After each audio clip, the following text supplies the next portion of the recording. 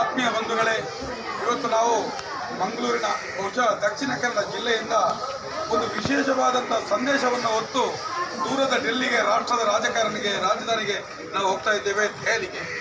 ಬಂಧುಗಳೇ, ಇವತ್ತು ಇಲ್ಲಿ ಚುನಾಯಿತ ಜನಪ್ರತಿನಿಧಿಗಳಿದ್ದಾರೆ, ಎಂಪಿಗಳಿದ್ದಾರೆ, ಶಾಸಕರಿದ್ದಾರೆ.